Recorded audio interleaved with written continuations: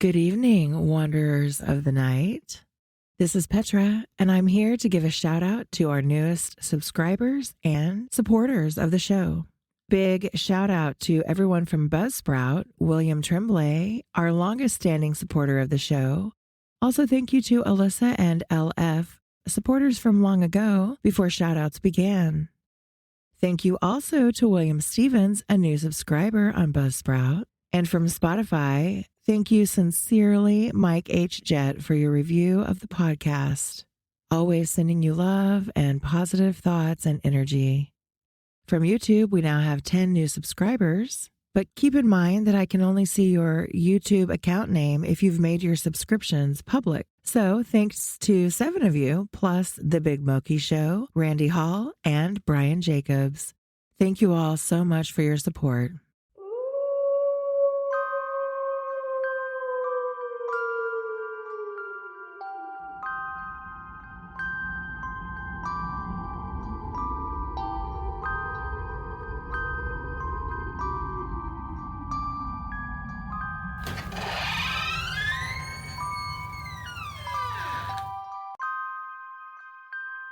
Welcome, Wanderers of the Night. Tonight, we return to CHRISTABEL. Now, I want you to know that I don't read these before I read them with you. And my plan for YouTube is to include my natural reactions and have it be a little bit more casual, maybe have a conversation about it. But for the podcast, it will be just strictly sleep stories to help you sleep. So you can decide which one you want. And maybe you can listen to both. One with reactions and sounds, and one with just the story. I'm having a lot of fun doing these video episodes, and I'm having fun doing this 31 days countdown to All Hallows Eve. So I hope that you're appreciating it and enjoying it. Be sure to tell all of your friends. Please also be sure to set your app to auto downloads. And what would be really helpful is if you delete the downloads that you already have and then reset it to auto download. Because if I can get 1,000 downloads in 1 month, then I can get monetization and sponsors. Right now we're at I think the most we've had in a month is around 450. But if you have several devices, if you listen through several different apps, you can set auto downloads to all of them. And I have 95 episodes now. I think it would be easy for us to get to 1,000 if that's just on our radar. So please do me a favor and leave a review in the App Store of your choice. And also make sure your auto downloads are turned on, or make sure you download every episode just to help out the pod. All right. Thank you. I hope you enjoy. CHRISTABEL by Samuel Taylor Coleridge, Part 2. Each matin bell, the Baron saith, knells us back to a world of death. These words Sir Leoline first said when he rose and found his lady dead. These words Sir Leoline will say many a morn to his dying day. And hence the custom and law began that still at dawn the sacristan, who duly pulls the heavy bell, 45 beads must tell between each stroke, a warning knell, which not a soul can choose but hear from Bratha Head to Windermere. Saith Bracy the bard, so let it knell, and let the drowsy sacristan still count as slowly as he can. There is no lack of such, I ween, as well fill up the space between. In Langdale Pike and Witch's Lair, and Dungeon Gill, so foully rent, with ropes of rock and bells of air, 3 sinful sextons' ghosts are pent, who all give back, one after t'other, the death note to their living brother. And oft, too, by the knell offended, just as their 1, 2, 3 is ended. The devil mocks the doleful tale with a merry peal. Welcome, wanderers of the night. The air is still 31 nights, through mist and cloud. That merry peal comes ringing loud, and Geraldine shakes off her dread and rises lightly from the bed, and the echoes puts of on the her silken forgotten vestments stir. white, Join and us tricks her hair as in we lovely count down plight, to All Hallows and nothing Eve doubting with of her tales spell that chill, awakens Lady enchant, Christabel. and linger long after Sleep the you, candle sweet Lady flickers Christabel? out. I trust Tonight, that you have rested the well. darkness calls. And Will you Christabel answer? awoke and spied the same who lay down by her side. Oh, rather say the same whom she raised up beneath the old oak tree. Nay, fairer yet, and yet more fair, for she belike hath drunken deep of all the blessedness of sleep. And while she spake, her looks, her air, such gentle thankfulness declare, that, so it seemed, her girded vests grew tight beneath her heaving breasts. Sure, I have sinned, said Christabel. Now heaven be praised if all be well. And in low faltering tones yet sweet, did she the lofty lady greet with such perplexity of mind as dreams too lively leave behind. So quickly she rose, and quickly arrayed her maiden limbs, and having prayed that he, who on the cross did groan, might wash away her sins unknown, she forthwith led fair Geraldine to meet her sire, Sir Leoline. The lovely maid and the lady tall are pacing both into the hall, and pacing on through page and groom, enter the Baron's presence room. The Baron rose, and while he pressed his gentle daughter to his breast, with cheerful wonder in his eyes the Lady Geraldine espies, and gave such welcome to the same as might beseem so bright a dame.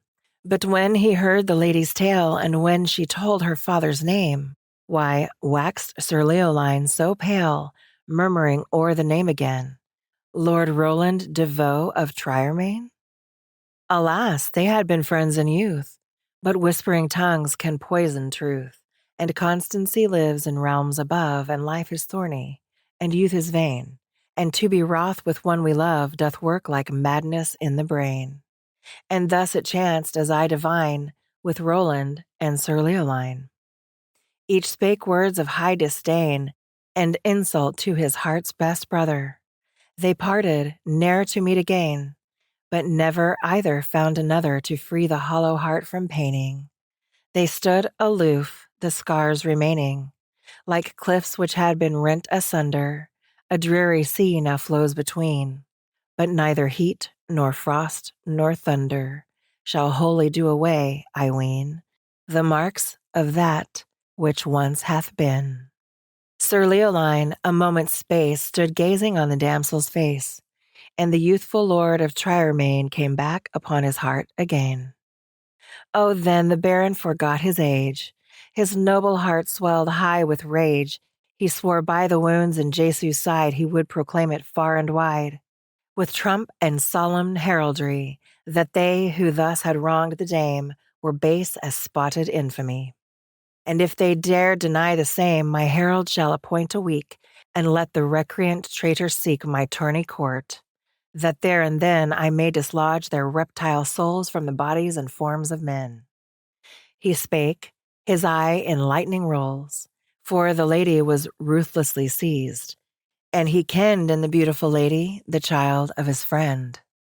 And now the tears were on his face, and fondly in his arms he took fair Geraldine, who met the embrace, prolonging it with joyous look, which when she viewed, a vision fell upon the soul of Christabel, the vision of fear, the touch and pain.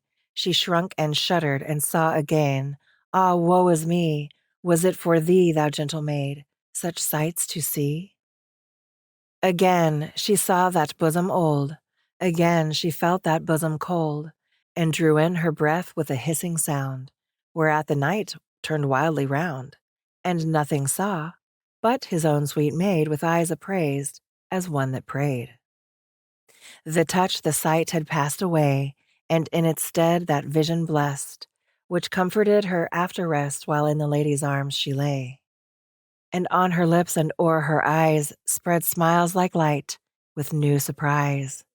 What ails then, my beloved child? The Baron said. His daughter mild made answer, all will yet be well. I ween she had no power to tell aught else, so mighty was the spell. Yet he who saw this Geraldine had deemed her sure a thing divine, Such sorrow with such grace she blended, as if she feared she had offended sweet Christabel, that gentle maid.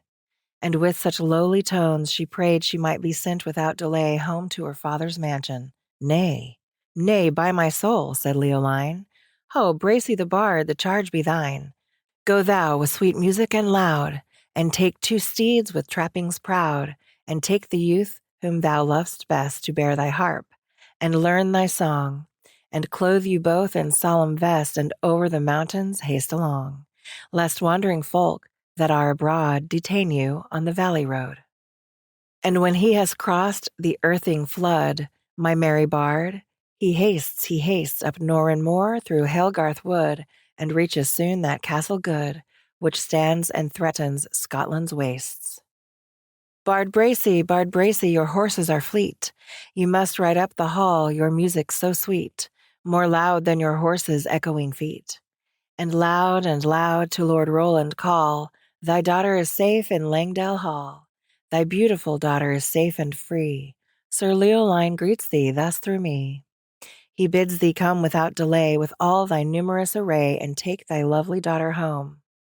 And he will meet thee on the way with all his numerous array, white with their panting palfreys' foam, and by mine honour, I will say that I repent me of the day when I spake words of fierce disdain to Roland de Vaux of Triermain. For since that evil hour hath flown, many a summer's sun hath shone, and ne'er found I a friend again like Roland de Vaux of Triermain. The lady fell, and clasped his knees, her face upraised, her eyes o'erflowing. And Bracy replied with faltering voice, his gracious hail on all bestowing. Thy words, thou sire of Christabel, are sweeter than my harp can tell.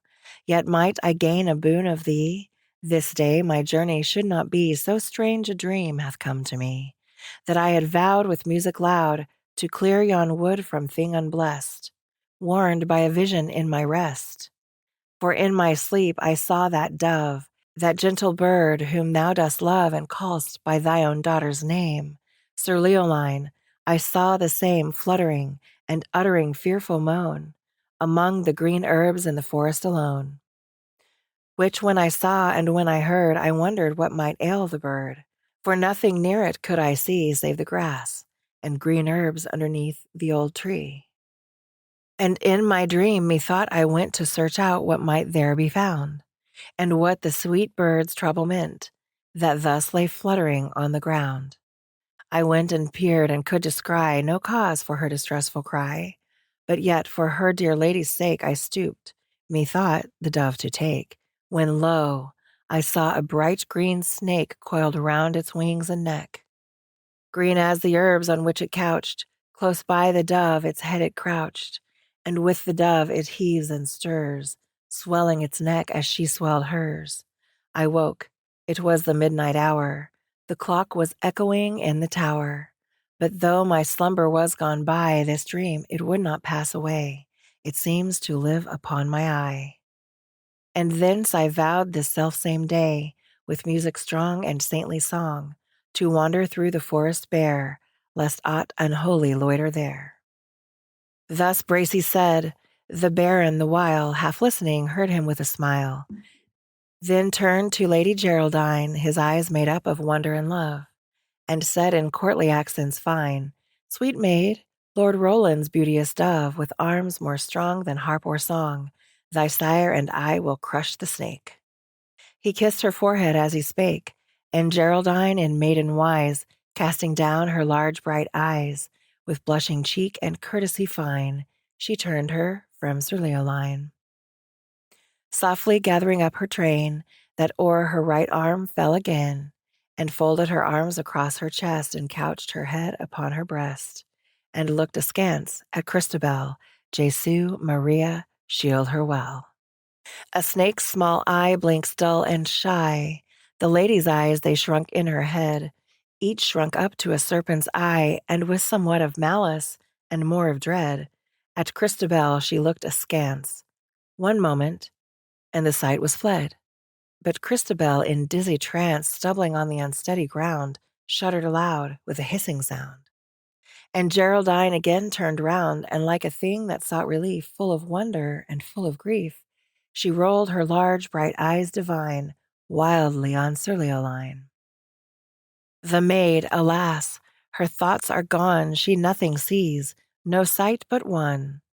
The maid, devoid of guile and sin, I know not how in fearful wise, so deeply she had drunken in that look, those shrunken serpent eyes, that all her features were resigned to this sole image in her mind, and passively did imitate that look of dull and treacherous hate.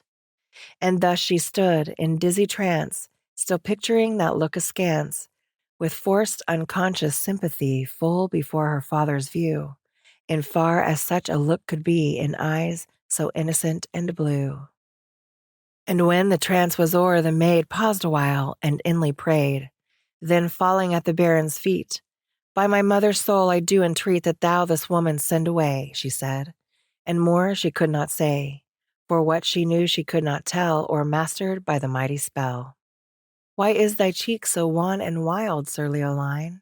Thy only child lies at thy feet, thy joy, thy pride, so fair, so innocent, so mild, the same for whom thy lady died. Oh, by the pangs of her dear mother, think thou no evil of thy child. For her and thee, and for no other, she prayed the moment ere she died. Prayed that the babe for whom she died might prove her dear lord's joy and pride. That prayer her deadly pangs beguiled, Sir Leoline. And wouldst thou wrong thy only child, her child, and thine?" Within the baron's heart and brain, if thoughts like these had any share, they only swelled his rage and pain, and did but work confusion there. His heart was cleft with pain and rage, his cheeks they quivered, his eyes were wild, dishonored thus in his old age, dishonored by his only child, and all his hospitality to the wronged daughter of his friend, by more than woman's jealousy, brought thus to a disgraceful end. He rolled his eye with stern regard upon the gentle minstrel bard, and said in tones abrupt, austere, "Why, Bracy, dost thou loiter here? I bade thee hence." The bard obeyed, and turning from his own sweet maid, the aged knight, Sir Leoline, led forth the lady Geraldine.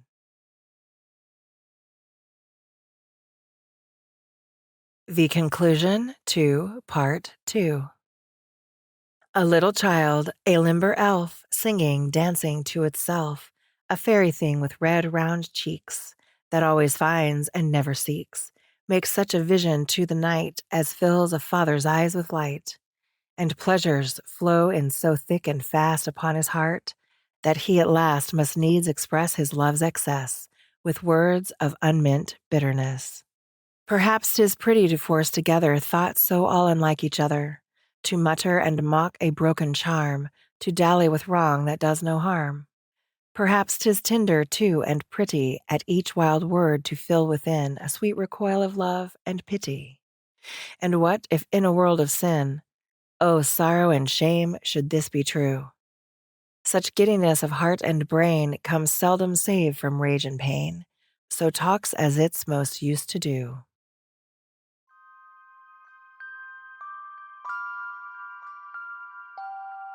The end.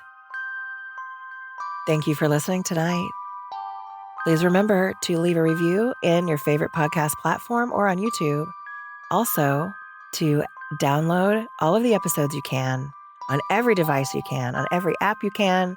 Please help me reach 1,000 downloads per month. Thank you. Sweet sleep. I'll see you next time.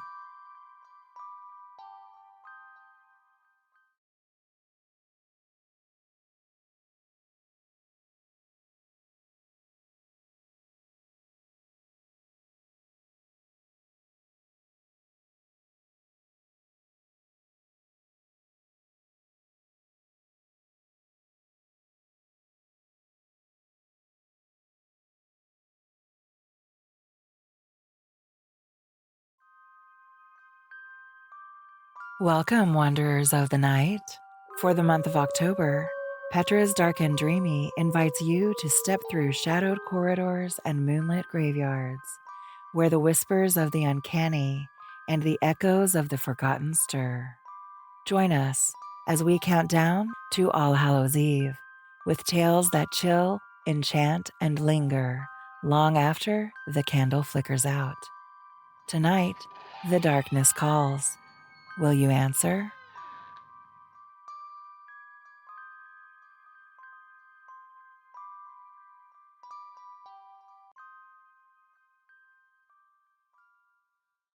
Keep sleeping soundly. Keep sleeping soundly. Don't let me wake you. It's Petra. I'm stopping by to tell you why I use Buy Me a Coffee to connect with my audience and grow my podcast. As a podcaster, Buy Me a Coffee has been a game changer for me. It's the easiest way for my listeners to support the show directly, whether through one-time donations or monthly memberships. The best part is that I get to keep it simple and focus on creating content. I love it because I can unlock steady income with membership tiers and recurring support. I share exclusive content, behind-the-scenes moments, and early access just for my supporters. And there are no complicated setups or hidden fees for you or for me. For you listeners, you can show your love with a simple click and also get special perks, shout-outs, and bonus content in return. You want to support the show? Click the link in the show notes to support the show. And be sure to tell everyone that you love Petra's Dark and Dreamy.